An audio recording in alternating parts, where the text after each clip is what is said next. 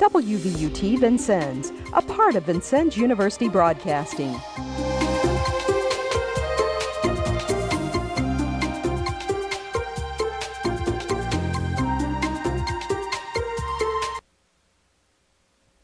Good evening. In the news tonight, the state has denied Knox County's budget for a second year in a row, and rescuers are working under lights to try to reach an elementary school buried in a mudslide in the Philippines Friday. In sports, pairing for the boys' state basketball tournament had been released, and the VU Trailblazers face a tough road test at Cincinnati State. Newscenter 22 is next.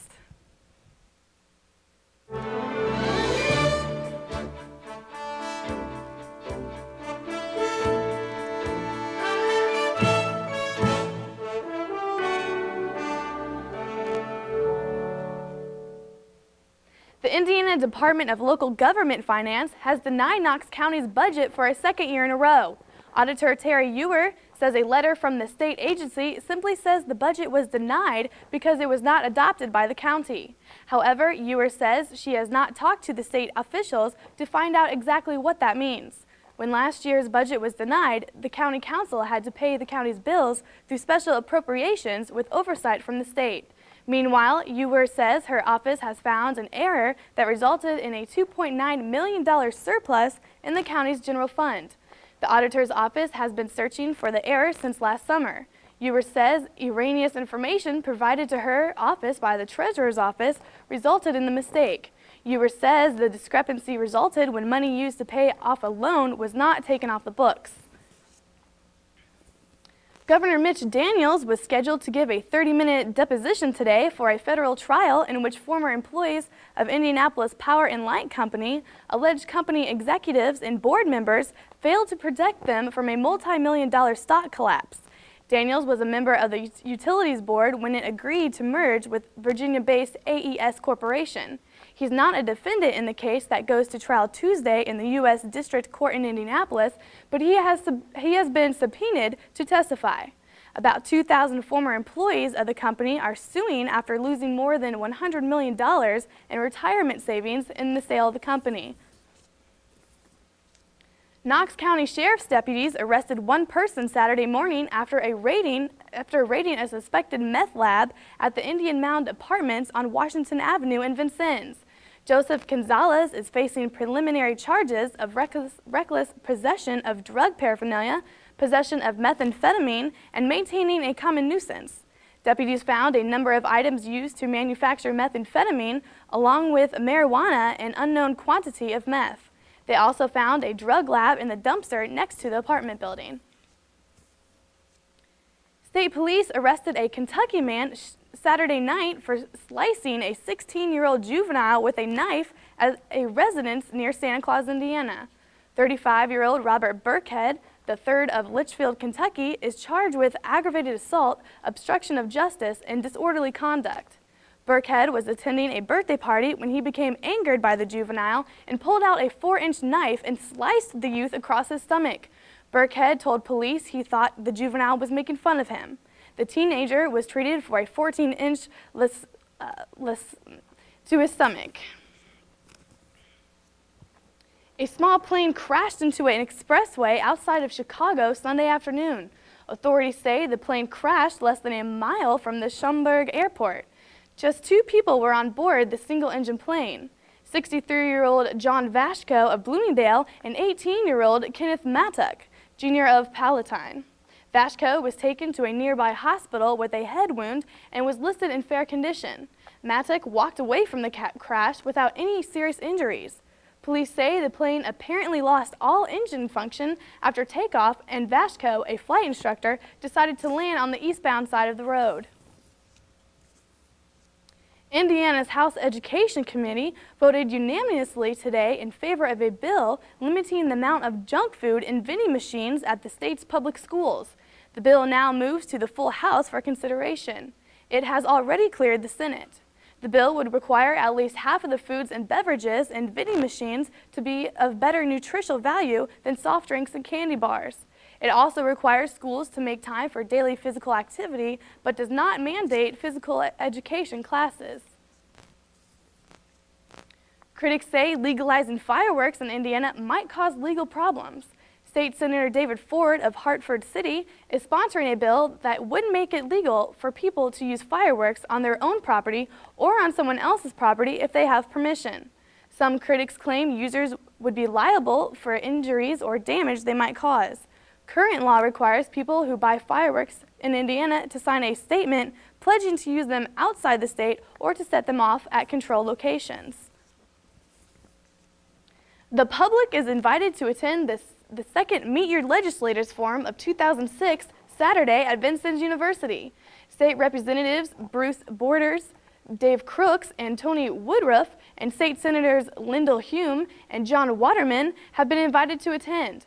The forum will get underway at 9 o'clock Saturday morning in Studio B of Davis Hall. The public is invited. For those of you who can't make it to the studio, the program will be aired live on WVUT TV and WVUB radio. You can phone in questions or email them. The program will be rebroadcast on WVUT at 5 o'clock Saturday afternoon. Knox County's Chief Deputy Prosecutor is joining Vigo County's crowded prosecutors race. Hal Johnson, National Guard unit, recently returned from 1 year in Afghanistan. He says his wartime experiences proved his leadership capability. As Chief Deputy Prosecutor in Knox County, Johnson says his convictions in the courtroom prove his trial experience. The 53-year-old Johnson began his military career in 1985 as a naval officer. Johnson also received a Bronze Star after his recent stint in Afghanistan. They're either laying low or they don't know it. Someone's holding a Powerball ticket worth a record $365 million. It was sold Friday afternoon at a U-Stop convenience store in Lincoln, Nebraska. The ticket holder has the option of taking the money in one lump sum or installments over 30 years. The cash option would be $124 million after taxes. On the installment plan, the first payment would be $6.5 million after taxes. Still to come on Newscenter 22, the search continues tonight for survivors of Friday's massive mudslide in the Philippines. And sabotage in Nigeria is affecting oil prices worldwide. Stay with us.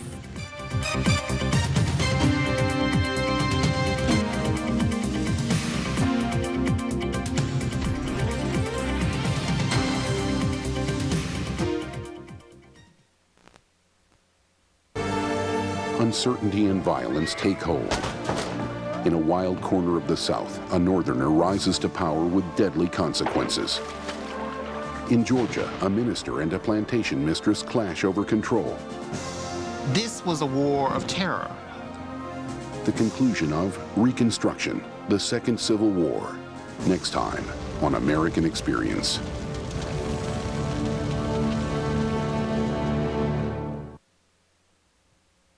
Rescue workers in the Philippines will resume their search shortly at daybreak in hopes of finding survivors in an elementary school buried up to 100 feet of mud. They worked late into the night after detecting what a provincial governor called signs of life. There were sounds of scratching and rhythmic tapping from under the mud. A multinational group of troops and technicians have been using high-tech gear along with shovels and rescue dogs. No one has been found alive since just a few hours after Friday's disaster, which killed as many as 1,000 people. A mountain slide collapsed and covered a farming village. There have been unconfirmed reports that some of the 250 to 300 children and teachers may have sent cell phone text messages to relatives soon after the disaster.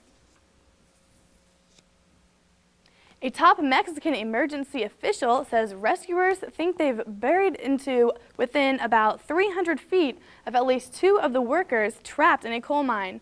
The official says emergency workers hope they can pick up the pace after digging through dirt, rock, metal, and wood into the area where the mine roof is better reinforced. President Vicente Fox's top spokesman says the government stands in solidarity with the families of the miners. Yesterday morning's blast trapped 65 workers in the coal mine about 85 miles from the Texas border. A deadly winter storm has blanketed most of the U.S. It caused unusual weather from the west to the east to the south. Kong Law has more from Washington. From pea-sized hail in California black ice on Texas roads to snow, yes, snow falling in Las Vegas. The blast of winter weather hit most of the country. Hardest hit the Northeast, where high winds downed power lines. Thousands remain without power from Michigan to Maine.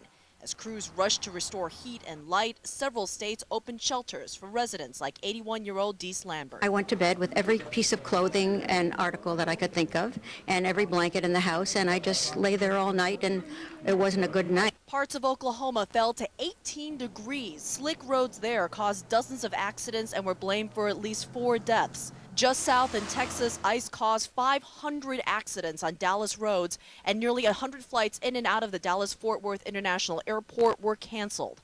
The Midwest continues to get slapped with frigid temps with wind chills, making it feel near zero. In Duluth, Minnesota, a wind chill of 40 below, though it didn't stop runner Doug Happy. The last I seen, the temperature said it was 17 below, but actually it doesn't really feel that bad. Meteorologists say winter is far from over. I would definitely not pack away the shovel, and I would enjoy the warmer days while you have them. We're going to see a lot of roller coaster action for the rest of this winter. And the strange weather is expected to last through the day today. A foot of snow expected in western New York, but there is a little bit of good news. Temperatures are expected to rise a bit in the Northeast. In Washington, I'm Kyung La. Shell Oil is confirming that an oil pipeline it operates in Nigeria has been blown up by militants. The company says a houseboat that has also been destroyed but had been abandoned. The series of attacks, including explosions at oil and gas pipelines over the weekend, has cut about 20% of crude oil production in Nigeria. The country is the top crude oil producer in Africa. The attacks have sent crude oil prices higher in international markets. The militants claiming responsibility for the attacks say they kidnapped 9 foreign oil workers, including 3 Americans. They say they haven't decided what to do with them. President Bush toured a Milwaukee company this morning that makes batteries for hybrid cars. It's part of a 3-state tour to promote new gear that he says will help America cut reliance on imported oil. In his State of the Union address, Bush said America's best hope for meeting its growing energy needs is through technology. He's proposing more spending and taxing credits to bolster the needed research. But Democrats deride Bush's initiatives as similar to what he's long pursued, even as America has been hit with soaring energy prices. An American soldier is among at least 24 people killed in today's Iraq violence. Military officials say a roadside bomb killed the soldier about 50 miles from Baghdad. Police say a suicide bomber on a bus in Baghdad killed 12 people. Other bombs hit in Baghdad and Mosul. 2 explosions in Iraq have killed at least 9 people and wounded more than 30 others. A bomb was left in a bag near laborers waiting for a day in work in Baghdad, and a suicide bomber struck at a restaurant in Mosul, in northern Iraq. Meanwhile, a British official says 2 contractors from Macedonia have been freed in the southern city of Basra. The contractors were kidnapped Thursday. In the latest tape, purportedly from Osama bin Laden, the al-Qaeda leader is promising never to be captured alive. He says that the U.S. has reported to the same barbaric tactics used by Saddam Hussein. The tape appears to be a complete version of one first broadcast by Al Jazeera a month ago. Bin Laden says he's sworn to only live free and that he doesn't want to die humiliated or deceived. With the implied criticism of Saddam, bin Laden appeared to be denying assertions by the Bush administration that Saddam had ties to al-Qaeda. The initial excerpts had been the first tape from the al-Qaeda leader in more than a year, the longest period without a message since 9/11. Hundreds of angry Muslims went on rampage outside of the U.S. Embassy in Jakarta, Indonesia, Sunday. They protested a little-known marble sculpture of the Muslim prophet Muhammad inside the U.S. Supreme Court building in Washington, D.C., shouting, "God is greatest." The prosecutors from the Islamic Defenders Front, a hardline group, vandalized the embassy's main entrance gate and security post with bamboo sticks and threw traffic cones around in anger. The rage came from the news of the existence of the sculpture. The marble frieze depicts 18 influential lawgivers, including Moses and Confucius. It has adorned the north wall inside the U.S. Supreme Court since the building opened in 1935. Years ago, the Council of American Islamic Relations requested the figure of Muhammad be removed, but the court repeatedly turned down the request. The same group went on rampage earlier this month at a Jakarta building housing the Danish embassy and over cartoons depicting Muhammad published in a Danish newspaper. Some Muslims say their holy book, the Quran, forbids any depiction of him. The arrest of two brothers on the lam for more than a decade, federal authorities say Friday's capture in New Mexico may have prevented a possible tragedy. Carol Lynn reports. Was this some kind of big deal or something? The arrest of 62-year-old Jeffrey Rose and his 50-year-old brother Gregory is a very big deal, according to federal officials. U.S. Marshals say they were found with 200 pounds of explosives, enough to bring down a building, and they suspect the pair may have been plotting some sort of attack. They had these weapons, the military gear, the body armor, the ballistic helmets, as well as the explosives.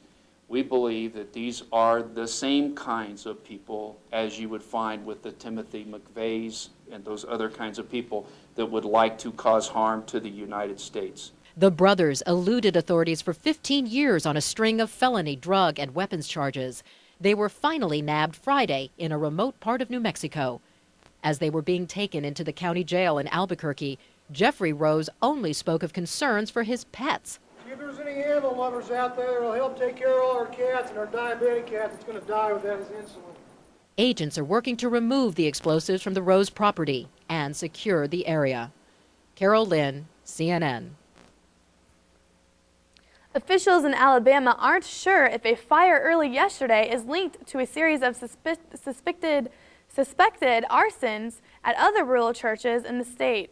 A fire official says the latest blaze did very minor damage to the outside of Chapman's Chapel. The church is about 75 miles northeast of the nearest of the spring of suspected arsons that have damaged or destroyed 10 rural churches. A joint federal-state task force is investigating the fires. Still to come on Newscenter 22, Michael Nice has the latest in weather.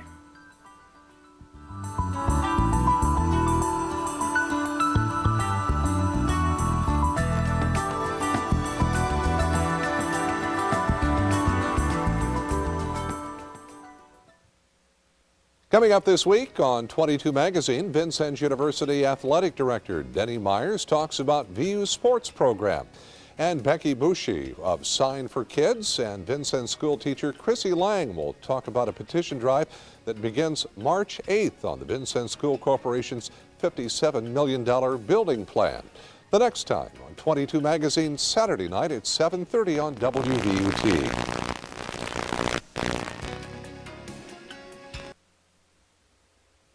Well, Michael, there were cold temperatures this weekend for the Wabash Valley. Can we expect more of the same? Fortunately, Kristen, I think we're going to have a warm-up in store for this week.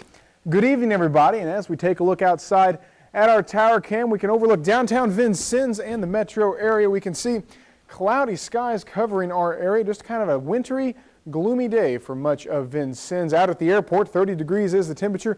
Winds south-southwest at 10 miles per hour. Wind chill at 22 degrees, and the barometric pressure just over 30 inches and falling. Similar conditions around our viewing area. Bicknell, Monroe City, and Oaktown all experiencing cloudy skies and upper 20s for the temperatures. Over in Bridgeport, they're also at cloudy skies and 30 degrees currently. National temperature map, we can see very cold temperatures for much of our nation. Down in the southern Gulf Coast and southwest United States, 50 degrees for Corpus Christi, Texas, very unseasonable for them. 56 degrees out in San Diego, Los Angeles, California rather. And up north, we can still see milder temperatures compared to what they had last week, 21 degrees for International Falls, Minnesota. So a warm-up for them of sorts, as they had negative teens last week. Very chilly temperatures indeed. Surface map, that's going to show we have two frontal boundary systems over the United States. This massive frontal boundary system has pushed its way through our continental United States finally, and that's what's caused all these really bad weather conditions for much of our nation. Right now we have a tropical jet stream moving over the Gulf Coast, and that's what's causing these rain showers over from South Carolina all the way down into New Orleans, Louisiana. And if we take a look up north, we can see that we have low pressure system going to dip its way down into the northern plains and bringing them some snow as well. For us, we're in between both of those with high pressure centered right over western Tennessee, and it's bringing us some clear skies and warmer temperatures for this week. So as we take a look at our forecast, we can see tonight mostly clear skies, low of 23 degrees. Tomorrow the clouds are going to clear up, mostly sunny skies, high of 43. For tomorrow night, partly cloudy and the low dips down to 30. Your extended forecast, sunny skies for the rest of the week it looks like, and warmer temperatures as we reach a high of 51 degrees for Thursday. So Kristen, that's a look at your forecast. Thank you, Michael. Still to come on Newscenter 22, Amy Reif runs down the boys' high school sectional pairings.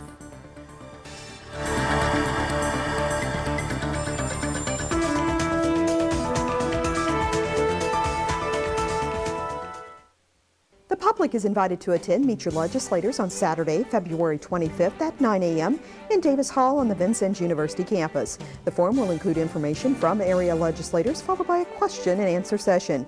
Viewers can phone in their questions the day of the show to 812-888-5334 or send your email questions to wvut@vinu.edu. Our live broadcast begins at 9 a.m. The show will be rebroadcast that same day on WVUT at 5 p.m.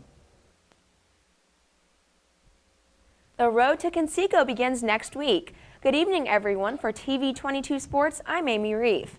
The pairings for the 96th Annual Indiana Boys High School Basketball Tournament were drawn yesterday in Indianapolis. Sectional action tips off next Tuesday night with semifinal action on Friday, March 3rd and championship games on Saturday, March 4th. Locally, Vincennes Lincoln will be one of the favorites at the Class 3A Washington sectional. The fourth-ranked Alices are paired against Big 8 conference rival Jasper in the sectional opener. Lincoln defeated the Wildcats by 5 points during the regular season. Princeton will play Pike Central in the nightcap. Defending Class 3A state champ Washington receives the bye and will play Gibson Southern next Friday night.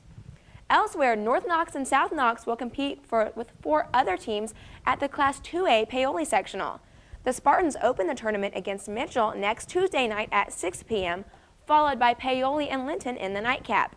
North Knox received a first-round bye and plays Eastern Green in the semifinals on Friday.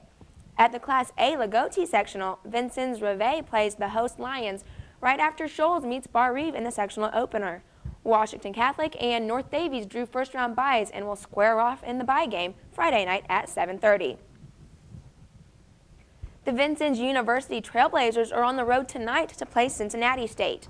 The Blazers are coming off a 77-72 win over Missouri State College on Saturday night. VU scored the final 6 points of the game to up its season record to 23-5. Sean Smith scored 17 points to lead 4 VU players in double figures. The Blazers already own a 9-point win over the Surge, who've won 10 straight games entering tonight's contest. Tip-off is set for 7 o'clock. You can listen to the game on Vincennes University's Blazer 91.1. James Augustine had 18 points and 10 rebounds to lead 14th-ranked Illinois to a 70-58 win over Indiana, and Mike Davis's first game since announcing he would quit as the Hoosiers coach after the season. IU lost its 5th straight game and now has lost 7 of its last 8. Marco Killingsworth led the Hoosiers with 15 points, and Roderick Wilmot scored 10, but Indiana only hit 36% from the field. Second-ranked Duke ran away from Miami in the second half, 92-71. J.J. Redick led the way with 30. In the process, Redick passed Johnny Dawkins as Duke's all-time leading scorer. It was just the latest in a growing list of milestones for Redick. He set the NCAA record for career three-pointers in Tuesday's win against Wake Forest and followed that with his school record 13th 30-point game of the season. Duke is back atop the Associated Press men's basketball poll. The Blue Devils claimed 64 first-place votes after improving to 25-1 over the weekend. They began the season as the #1 team and remained there until a loss at Georgetown on January 21st. Villanova jumped 2 spots to second, matching the highest ranking in school history. UConn is third, followed by Memphis and Gonzaga.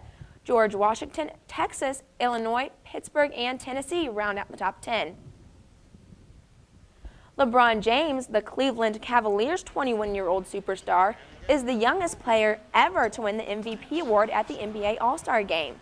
James had 29 points and 6 rebounds and leading the East from a 21-point deficit to beat the West 122-120 last night in Houston. Miami's Dwayne Wade scored 20 on 9 of 11 shots, including the game winner on a rebound with 16.6 seconds left for the East. The NBA regular season resumes tomorrow with a slate of 12 games.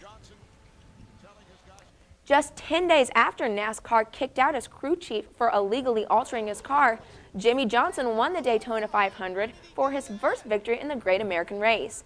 Casey Mears finished second, followed by Ryan Newman, Elliott Sadler, and Tony Stewart in a race that finished under the caution flag. After the race, Johnson had to endure a 3-hour post-race inspection of his car. Rory Sabatini blew a 4-shot lead, then quickly emerged from a 4-way tie and escaped with a 1-shot victory at the Nissan Open. It's his third career PGA Tour win and vaults him atop this year's money list with over $2.1 million. Sabatini closed with the 1/72, highest final round by a winner at the Riviera since 1977. Adam Scott finished second, followed by Craig Barlow and Fred Couples. The U.S. women's hockey team has salvaged something out of the Winter Olympics following Friday's loss to Sweden in the semifinals. Katie King scored a natural hat trick to lead the Americans to a 4-0 win over Finland in the bronze medal game. Kelly Stevens put the U.S. ahead to stay with a power play goal 2.5 minutes into the game. Shonda Gunn stopped 14 shots for the Americans, who rebounded from their heartbreaking 3-2 loss to Sweden. It's another disappointing day for the U.S. Olympic ski team. Bodie Miller says he crushed a rock and lost his edge during his first run down the giant slalom, taking him out of medal contention. He had a strong second run that moved him from 12th to 6th, but he's now 0-4 at the Winter Games. Barry Bonds says he plans to retire after this season, even if he doesn't break Hank Aaron's home run record. The San Francisco Giants star was limited to 14 games last year following 3 knee operations. He has 708 homers. That trails only Babe Ruth at 714 and Aaron at 755. And Kristen, that's a look at sports. Thank you, Amy. Still to come on Newscenter 22, a candy maker says it's coming out with a new line of dark chocolate snacks it says could be good for us. Stay with us.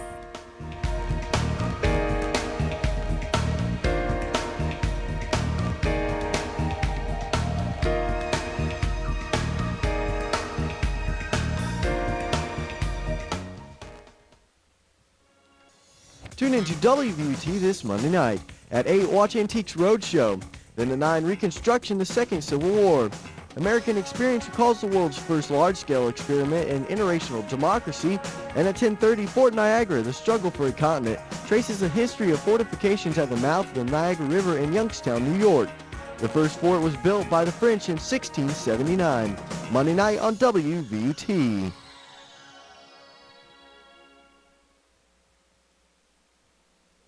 Chocolate as health food? Candy maker Mars plans to launch a new line of products next month that are made with a dark chocolate the company claims has health benefits. Called Coca-Via, the products are made with a kind of dark chocolate high in flavonols, an antioxidant found in coca beans that is thought to blood thinning, similar effect to aspirin, and may even lower blood pressure. But Bonnie Leibman is skeptical about the idea of chocolate as medicine. She's a nutrition director for the Center of the Science in the Public Interest. Leibman says recent research hasn't linked flavonols to a reduced risk of cancer or heart disease. And she says giving people the impression they should eat more chocolate is a bad idea when there are already so many overweight Americans. And that's all for this evening. For Amy Reef and Michael Nice, I'm Kristen Miller. Good night.